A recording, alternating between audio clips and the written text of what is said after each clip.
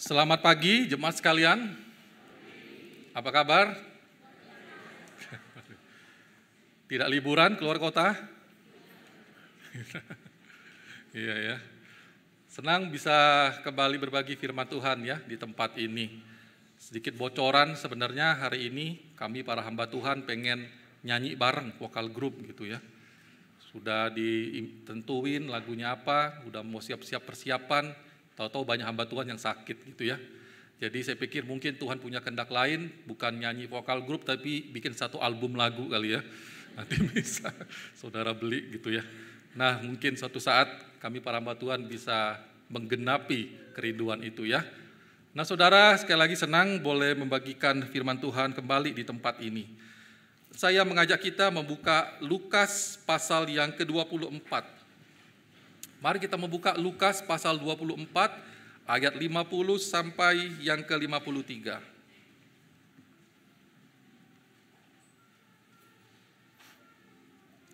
Lukas 24 ayat 50 sampai 53. Kita membacanya serentak secara bersama-sama ketiga ayatnya. 1, 2, 3.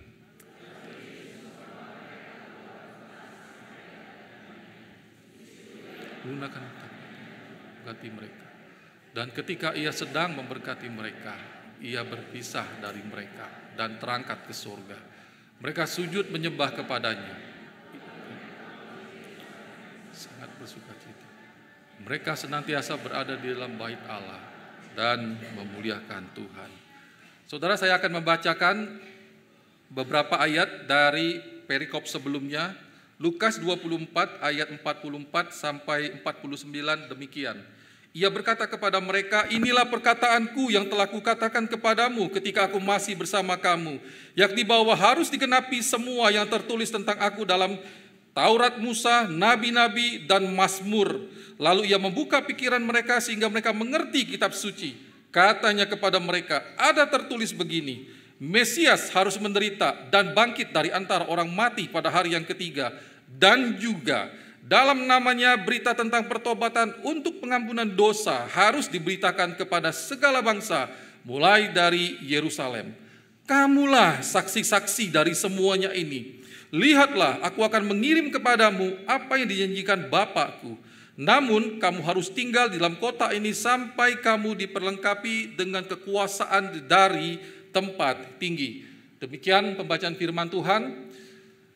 Saudara, ada satu gambar yang sudah ditampilkan. Saudara ada yang tahu nih gambar apa, saudara? Taj Mahal, gitu ya. Saudara, Taj Mahal ini merupakan salah satu tempat wisata yang katanya terkenal di India. Nah, kalau kita lihat dari gambar ini, saya percaya kita semua setuju bahwa betul ya, Taj Mahal ini tempat wisata yang sangat indah sekali. Ada yang pernah liburan ke sana? Nggak ada ya. Nah saudara, waktu saya membaca cerita tentang Taj Mahal ini, saudara, ternyata ada cerita yang menyedihkan di balik bangunan Taj Mahal ini. Nah saudara, diceritakan pada waktu itu ada seorang raja bernama Shah Jahan. Dan dia mempunyai seorang istri yang sangat dia cintai bernama Mumtaz Mahal. Nah mereka sangat mencintai satu dengan yang lain. Tetapi di dalam perjalanan waktu, nasib berkata lain. Istrinya setelah melahirkan anak yang ke-14, istrinya meninggal dunia.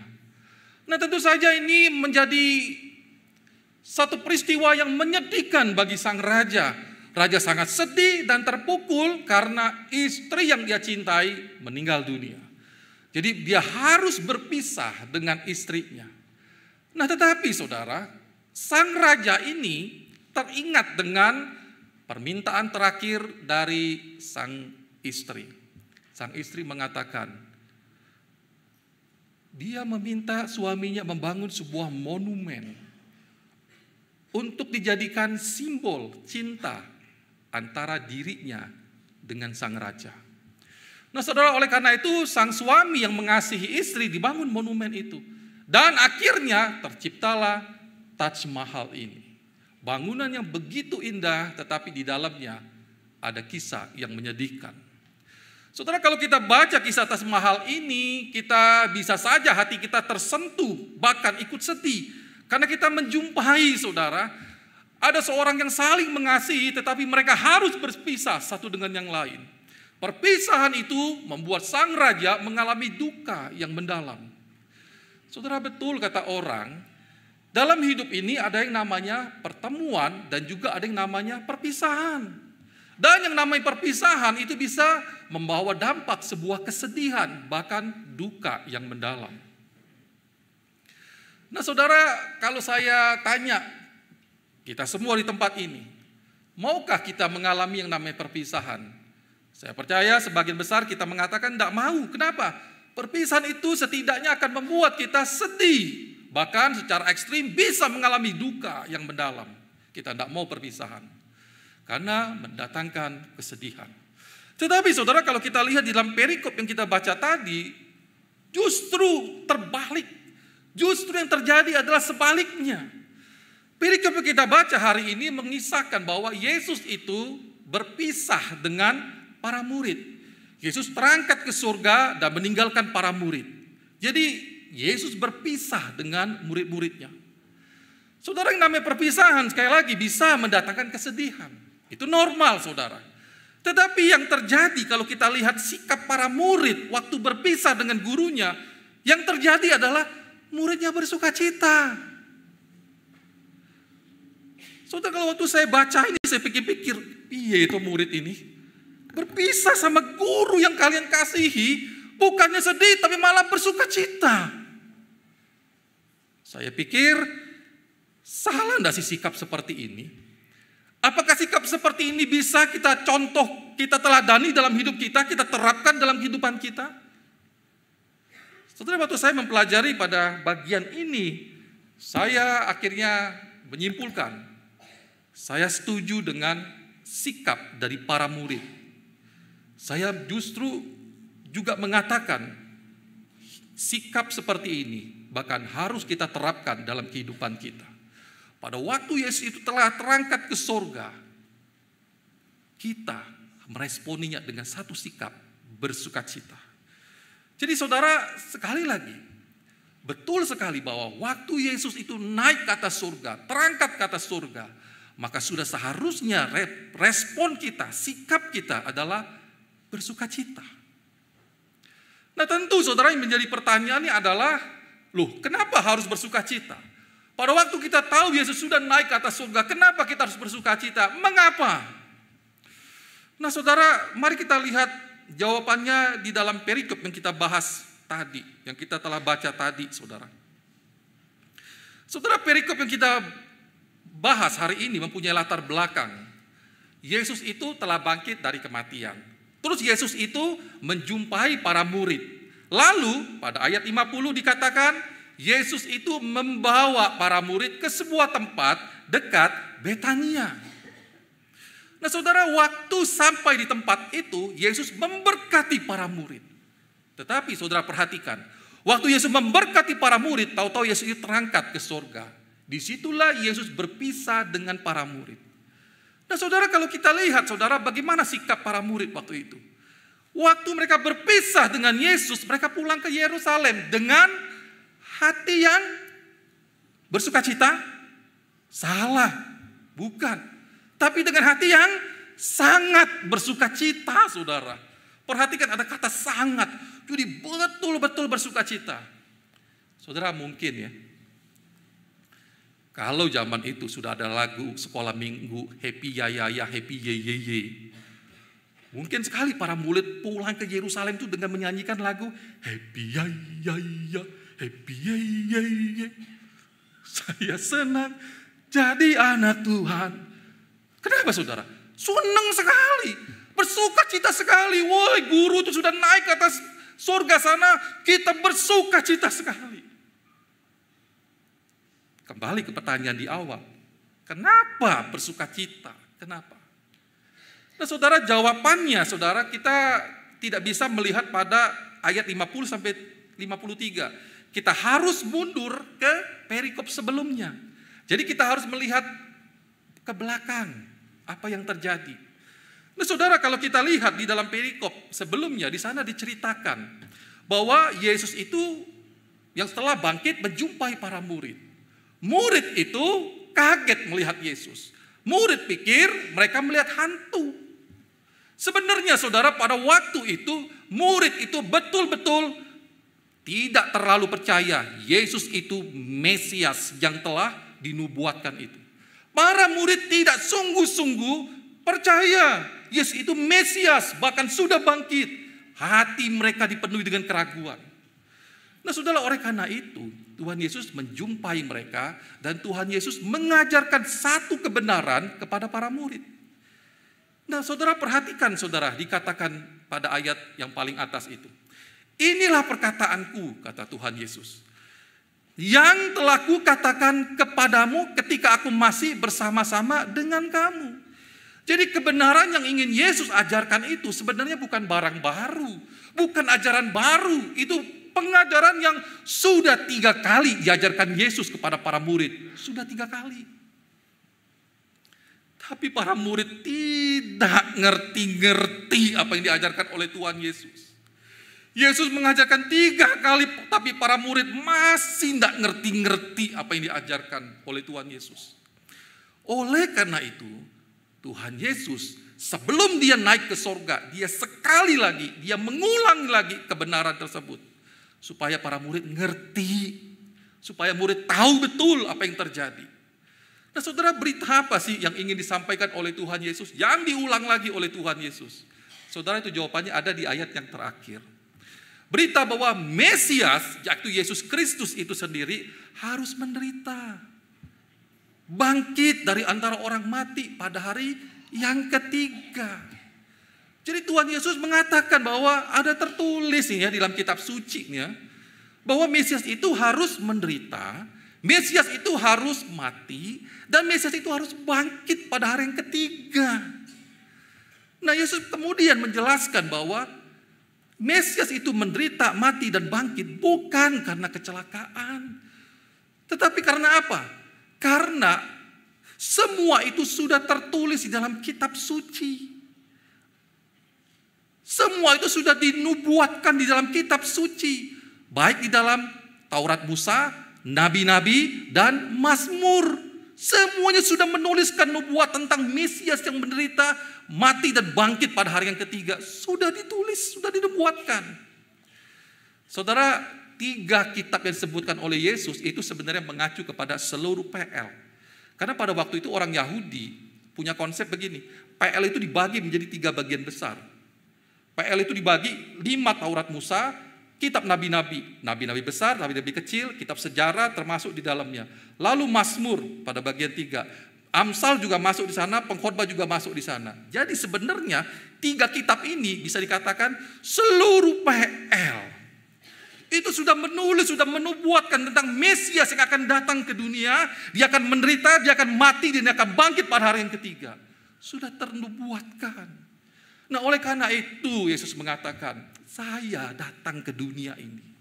Tak jelasin, saya datang ke dunia ini ngapain? Harus menggenapi semuanya itu. Menggenapi semuanya itu. Saudara, ini berarti saudara, Yesus itu datang ke dalam dunia punya misi. Misinya apa? Untuk menggenapkan karya keselamatan bagi manusia berdosa. Dia punya misi. Kan sudah dinubuatkan tuh. Sekarang dia datang, dia harus menggenapi segala nubuatan itu. Caranya gimana? Ia menderita, ia mati, ia bangkit. Sehingga keselamatan itu tergenapi. Saudara, kalau Yesus tidak menggenapi rencana keselamatan dari Allah bagi manusia berdosa, tidak ada harapan bagi manusia berdosa. Tidak akan ada harapan bagi kehidupan manusia. Tidak ada harapan. Tapi pertanyaannya adalah, apakah Yesus berhasil menggenapkan rencana keselamatan Allah itu? Berhasil. Kalau kita lihat dalam kehidupan Yesus, Yesus menderita enggak? Menderita. Menggenapi. Yesus dalam hidup mati enggak? Mati. Menggenapi. Yesus dalam hidup, dia bangkit enggak pada hari yang ketiga? Bangkit. Itu menggenapi. Jadi Yesus menggenapi semua misi rencana keselamatan Allah bagi manusia yang berdosa. Semua tergenapi. Jadi Yesus ingin mengatakan, aku inilah Mesias itu. Tapi para murid itu tidak ngerti dan tidak mau percaya. Kenapa? Kok bisa Mesias itu mati secara menjijikkan dan mengenaskan di atas kayu salib? Tidak mungkin. Tapi Tuhan Yesus itu ingin menjelaskan, itu mungkin dan itu harus terjadi. Kenapa? Sesuai dengan kitab suci kok. Itu tertulis kok dalam kitab suci. Dan itu harus terjadi. Memang Mesias harus menderita dan mati dan bangkit. Bukan Mesias yang naik kuda, pakai baju perang, mengalahkan Romawi. Bukan. Saudara, supaya para murid tahu betul kebenaran ini. Ayat selanjutnya, saudara. Tuhan itu membuka pikiran mereka. Dan pada saat itulah, para murid akhirnya betul-betul sadar. Betul. Yesus itu betul-betul Mesias yang dijanjikan.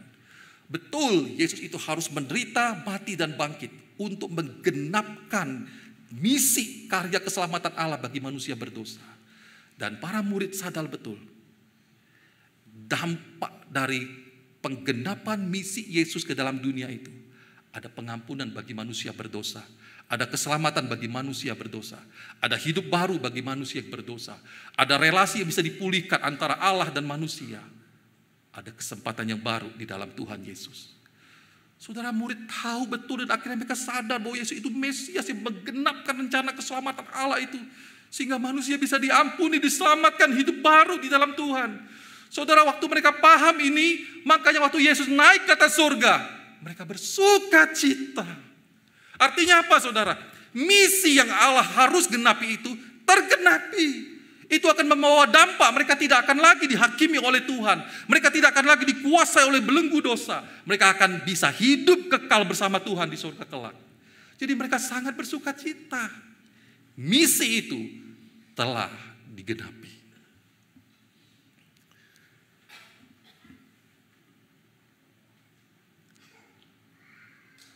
Saudara, ada satu film yang sangat terkenal sekali. Film ini terkenal kalau tidak salah tahun 1998. Film Armageddon. Coba dong yang pernah nonton Armageddon angkat tangan. Nggak terlalu banyak yang nonton ya.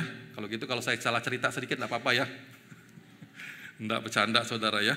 Nah, saudara, diceritakan satu kali, Amerika itu dihujani oleh meteor. Nah, meteor itu meluluhlantahkan Amerika, saudara. Nah, meteor itu bukan akhir dari hujan meteor. Ternyata itu baru permulaan. Karena sebentar lagi akan datang asteroid yang besar sekali. Nah, asteroid ini akan menghantam bumi. Kalau bumi ini ditabrak sama asteroid yang besar ini, saudara, apa yang terjadi? Kiamatlah, hancur bumi ini. Mati semua manusia. Habis, selesai kehidupan ini. Nah, NASA itu putar otak. Gimana ya supaya nyelamatin umat manusia dari kehancuran? Nah, akhirnya dipilihlah beberapa orang untuk pergi ke asteroid itu. Ngapain? Di sana rencananya asteroid itu digali lubang, lalu dimasukin nuklir, lalu mereka pulang ke bumi. Nah, ada kayak remote gitu ya. Remote, ditekan remote itu, nuklir itu meledak, dar. Asteroid itu juga hancur berkeping-keping. Lenyap itu asteroid. Dan bumi selamat. Jadi saudara, orang-orang yang ditunjuk itu, ada tuh gambarnya, itu kepencet ya. Saudara, orang-orang yang ditunjuk itu, saudara, jadi diutus pergi ke asteroid. Dengan kata lain, mereka punya misi. Misinya apa? Hancurin tuh asteroid. Itu misi mereka. Hancurin itu si asteroid, ya. Tunaikan misi ini, jangan sampai tidak berhasil, supaya menyelamatkan umat manusia. Nah, saudara, pergilah mereka ke asteroid itu. Bermisilah mereka di sana ceritanya. Sampai di asteroid, betul, digali lubang. Betul, dimasukin nuklir, betul. Betul, mereka akan berangkat pulang ke bumi, lalu pencet tombol, tet, nuklir meledak, asteroid meledak. Tapi yang namanya film, tak seru kalau nggak ada ayah-ayah wae. Saudara, apa yang terjadi, saudara? Waktu mau dipencet, rusak. Tidak mau hidup. Wah, langsung saya bilang, ayak wae nih ya. Nggak bisa dipencet. Jadi dengan kata lain, untuk meledakkan nuklir itu harus secara manual. Harus ada orang yang tinggal meledakkan nuklir itu, tapi dia mati, meledak bersama dengan asteroid itu. Harus ada yang rela mengorbankan diri. Saudara, siapa yang akhirnya rela mengorbankan diri? Ya Bruce Willis, ya aktornya enak aja dia mau duduk-duduk ya. Bruce Willis. Kan film itu diceritakan dengan dramatisir, sebelum meledakkan itu telepon-teleponan sama anak itu dulu, dia keluar air mata, Bombay, wow, membuat cerita lebih sedih. Tapi singkat cerita, pesawat itu pergi ke bumi, Bruce Willis meledakkan asteroid itu. Dia mati, asteroid meledak, bumi selamat. Saudara, pada waktu pesawat itu pulang ke bumi, orang itu keluar dari pesawat itu, mereka disambut kayak pahlawan. Betul, mereka adalah pahlawan dunia karena menyelamatkan seluruh bumi. Saudara, waktu saya menonton itu, saudara, film ini, kejadian ini, saya langsung ingat Tuhan Yesus. Mirip ya cerita ini dengan kisah di dalam Alkitab. Bukankah Yesus juga begitu? Dia datang ke dunia ini ngapain? Bukan kuliner, tapi punya misi, saudara. Misinya apa? Menggenapi karya keselamatan bagi manusia berdosa. Supaya manusia bisa diampuni dosanya, bisa diselamatkan, bisa hidup berelasi dengan Tuhan. Misi ini harus digenapi oleh Yesus Kristus. Digenapin enggak? Digenapin. Dia menderita, mati, dan bangkit. Digenapin. Setelah digenapin, Yesus balik, naik lagi ke surga. Menyatakan misinya tergenapi, selesai. Itu artinya, saudara, ada dampak dalam kehidupan manusia. Ada pengampunan dosa. Manusia bisa lolos dari murka Allah. Misi itu sudah selesai, tergenapi. Manusia bisa hidup kembali berelasi dengan Tuhan. Manusia yang tidak tahu arah tujuan hidupnya, manusia bisa mendapatkan arah tujuan hidupnya karena Allah yang akan membimbingnya. Saudara, oleh karena itu hari ini, saudara, kita memperingati Yesus naik ke atas surga. Biarlah kita hidup bersuka cita. Karena misi itu sudah selesai. Kita yang sudah menerima Tuhan Yesus, kita tidak lagi di bawah murka Allah. Kita yang sudah menerima Tuhan Yesus, kita sekarang hidup di dalam anugerah Tuhan. Kita yang sudah menerima Tuhan Yesus, kita tidak akan dihakimi oleh Tuhan. Kita yang sudah menerima Tuhan Yesus, ada pemulihan dalam kehidupan kita. Tetapi saudara, sayang sekali kebenaran ini ternyata tidak selalu dihidupi oleh orang-orang yang walaupun mereka sudah menerima Tuhan.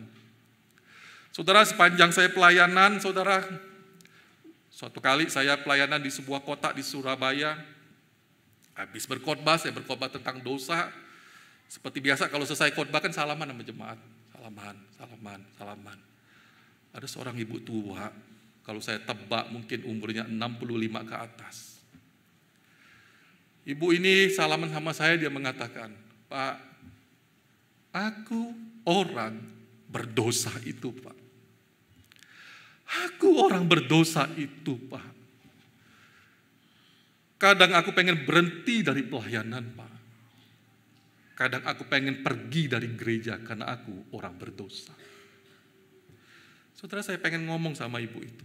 Tapi tidak bisa, kan lagi salaman, ngantri orang. Ibu itu pergi.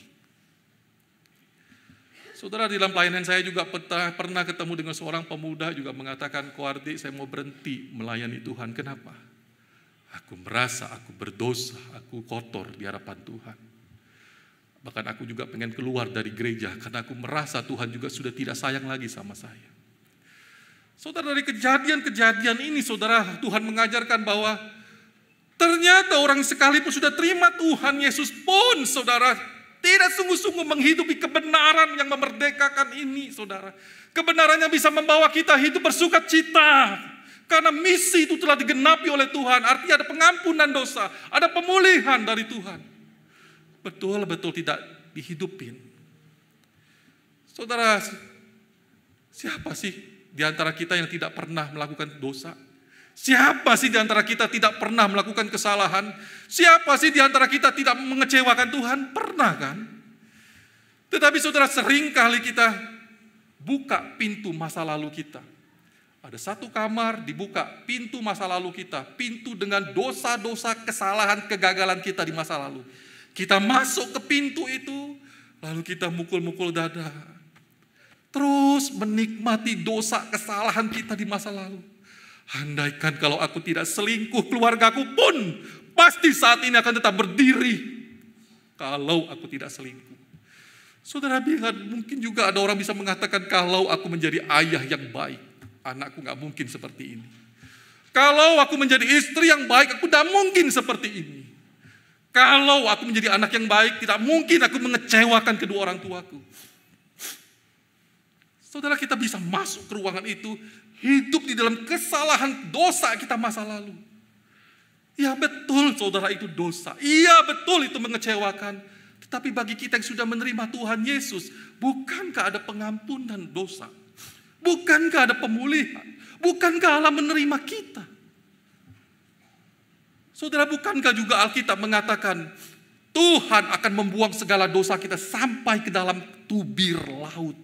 Bahkan Alkitab juga mengatakan Tuhan tidak akan mengingat lagi kesalahan kita. Tuhan melupakan itu. Tapi yang menjadi persoalan adalah kitanya yang tidak menghidupi. Kitanya masih senang masuk ke pintu kamar kegagalan dosa kita masa lalu. Kita terus menyakiti diri kita, menghancurkan diri kita, melukai diri kita. Kenapa? Dan kenapa? Saudara, hari ini firman Tuhan mengingatkan, lupakan itu. Lupakan itu, ya itu kegagalan, ya itu menyakitkan. Tapi Tuhan mengampuni kan. Tuhan memulihkan kan.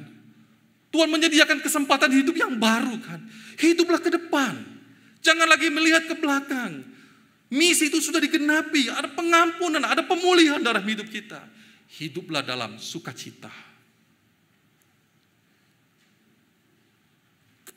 Saudara, yang kedua, yang terakhir dari perikop ini adalah mengapa saudara, para murid itu dan kita sebagai orang percaya harus bersukacita pada waktu Yesus itu naik ke atas surga. Saudara, berdasarkan perikop ini, saudara, yang kedua adalah karena kita dipercayakan untuk memberitakan Injil kepada sesama kita. Tadi saudara, yang pertama, mengapa membuat kita bersukacita? Karena kita tahu misi Allah itu sudah digenapi, kita bersukacita. Yang kedua, kenapa kita harus bersukacita? Oh, ternyata kita dipercayakan oleh Tuhan untuk memberitakan Injil kepada sesama kita. Dipercayakan. Nah saudara, setelah Yesus menjelaskan bahwa Mesias itu harus menderita dan mati dan bangkit, kalau kita lihat ayat selanjutnya, dikatakan demikian saudara. Dan lagi, dalam namanya, berita tentang pertobatan dan pengampunan dosa harus disampaikan kepada segala bangsa mulai dari Yerusalem. Saudara, supaya ingat, mudah diingat, saya ganti saja berita Injil, ya karena itu memang gospel, Injil itu. Jadi saudara, dalam namanya berita tentang pertobatan dan pengampunan dosa harus disampaikan kepada segala bangsa, mulai dari Yerusalem. Lalu dikatakan, kamu adalah saksi dari semua ini. Saudara, dari ayat ini, setelah Yesus menjelaskan tentang Mesias, Yesus juga mengatakan demikian. Kamu, dikatakan bahwa berita Injil itu harus disampaikan kepada segala bangsa. Pertanyaannya, tugas siapa ini? Tugas siapa untuk memberitakan Injil ini? Tugas siapa? Saudara, jawabannya ada di ayat selanjutnya. Dikatakan, kamu adalah saksi dari semua ini. Jadi dikatakan, kamu. Waktu Yesus katakan kamu, itu mengacu kepada siapa? Para murid. Termasuk kita semua orang percaya di tempat ini. Jadi saudara, yang pertama itu ditujukan kepada kita para murid. Dan yang kedua, saudara perhatikan dikatakan, kamu adalah di sana mengandung unsur diberikan kepercayaan.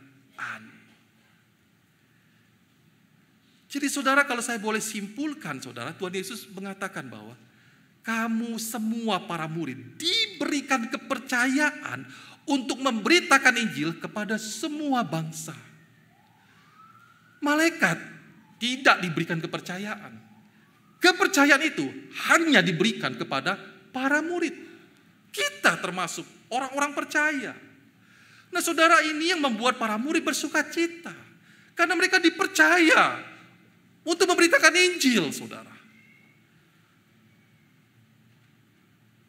Saudara, kalau Tuhan Yesus mengatakan demikian, berita Injil itu harus diberitakan. Tugas siapa? Bukan kamu. Saudara, saya percaya para murid itu kan hancur hatinya. Kenapa? Kalau sampai Tuhan Yesus mengatakan bukan kamu. Betapa hancurnya hati para murid kalau mereka tidak diberikan kepercayaan itu oleh Tuhan. Tapi bersyukur para murid diberikan kepercayaan, dipercayakan berita Injil. Bahkan saudara, kalau kita lihat ayat selanjutnya, dikatakan demikian. Dan aku akan mengirim kepadamu apa yang dijanjikan Bapa. Saudara, apa sih yang dijanjikan oleh Tuhan itu? Apa sih akan dikirim oleh Yesus itu? Roh Kudus. Kebenaran ini dapat kita lihat pada waktu hari Pentakosta. Jadi Allah itu akan memberi Roh Kudus kepada para murid. Tujuannya untuk apa, saudara? Ayat selanjutnya yang dimerahin. Tetapi kamu harus tinggal di dalam kota ini sampai kamu diperlengkapi dengan kekuasaan dari tempat tinggi. Jadi Roh Kudus itu diberikan kepada para murid supaya apa? Para murid itu diperlengkapi dengan Roh Kudus.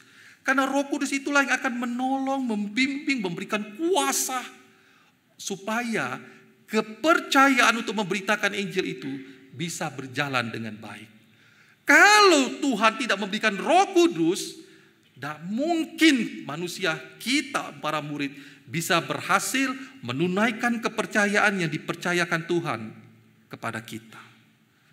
Jadi saudara, sampai di sini.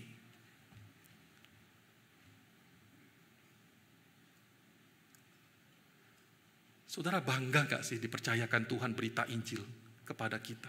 Bangga gak sih? Merasa terhormat gak sih dipercayakan berita Injil? Malaikat enggak loh. Tapi itu dipercayakan sama kita loh.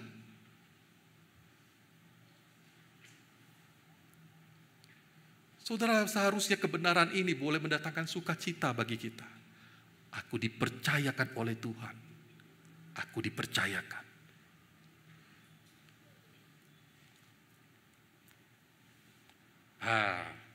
Relax sedikit. Sekarang tahun politik udah lewat ya. Aman saya ngomong ini ya. Aman ya. Saudara, ini foto waktu Gibran nikah sama Selvi Ananda, betul ya? Ini terjadi pada tahun 2015. Nah, ternyata ada cerita menarik waktu saya baca di internet, di artikel internet itu. Di dalam kisah pernikahan Gibran dan Selvi Ananda. Saudara, tentu saja waktu acara pernikahan ini berlangsung, pastikan menjadi sorotan Indonesia. Anaknya Pak Jokowi menikah, begitu. Nah, tentu saja tamu yang diundang itu para menteri, duta-duta besar dari negara lain, orang-orang ada di pemerintahan, betul kan ya? Dikasih, diundang gitu. Nah, ternyata waktu acara pernikahan ini berlangsung, Pak Jokowi itu luar biasanya melibatkan rakyat kecil untuk ikut ambil bagian menyukseskan acara pernikahan itu. Siapa yang dilibatkan oleh Pak Jokowi? Tukang beca. Jadi saudara, Pak Jokowi itu minta waktu tamu hadir di sebuah lapangan, kan naik mobil. Nah, turun dari parkir mobil menuju ke tempat resepsi, nah ada naik beca. Itulah Pak Jokowi ngelibatin tukang beca dari ujung sana ke resepsi. Saudara, tentu saja tukang beca senang enggak? Senang. Dapat bayaran enggak, Pak? Saya baca dapat, saudara. Berapa bayarannya?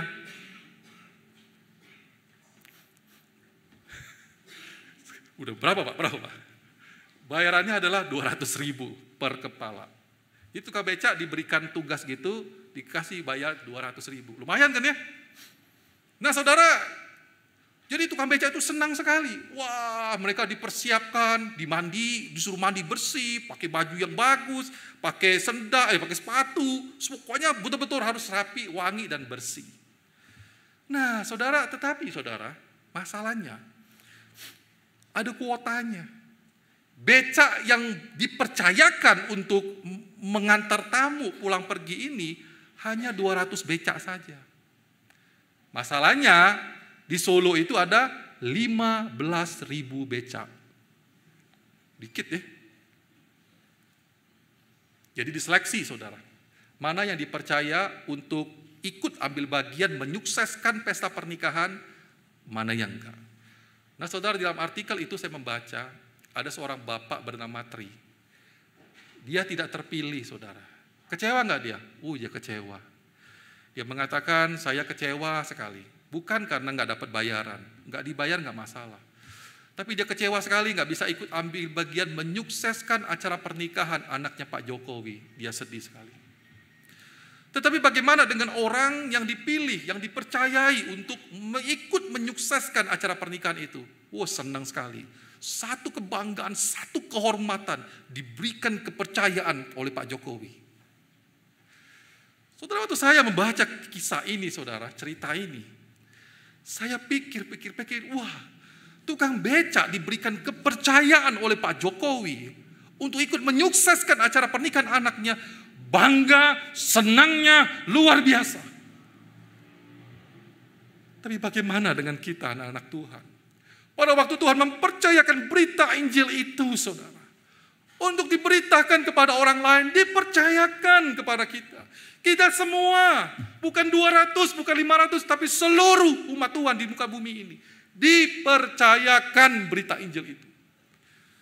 Saudara, apakah kita bangga? Apakah kita senang? Apakah ini akhirnya memunculkan satu hati yang bersuka cita?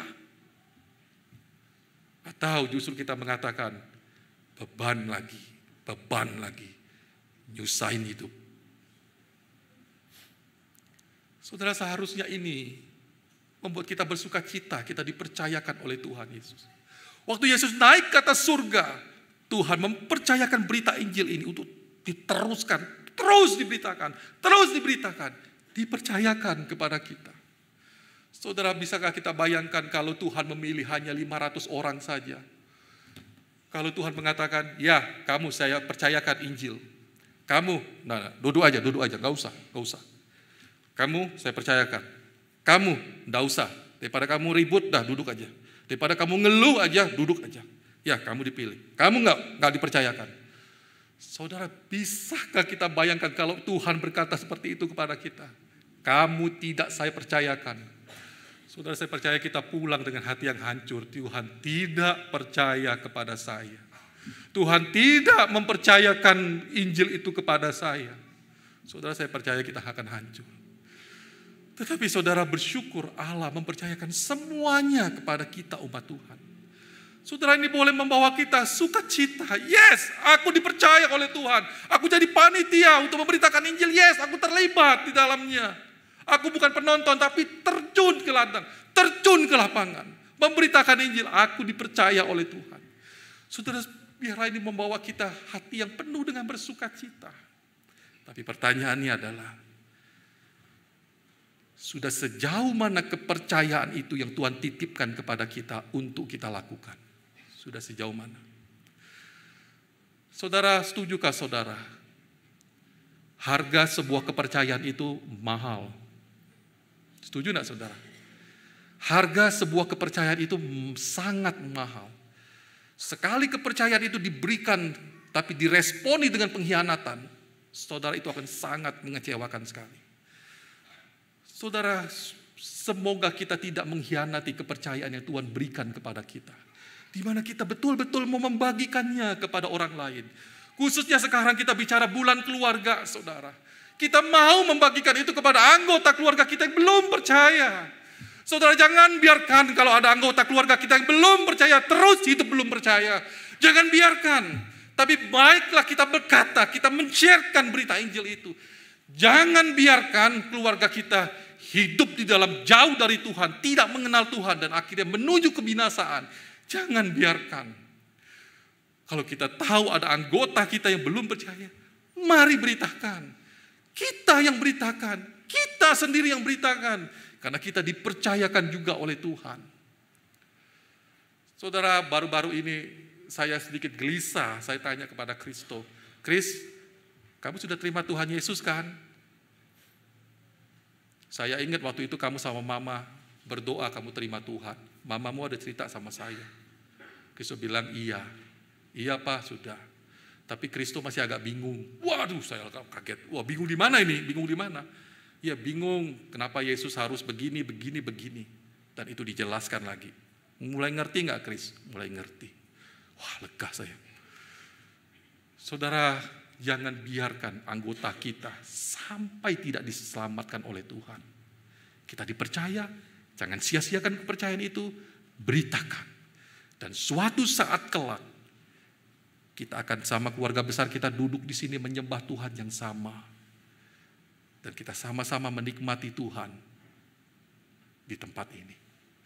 Saudara, mari kita tundukkan kepala, kita berdoa.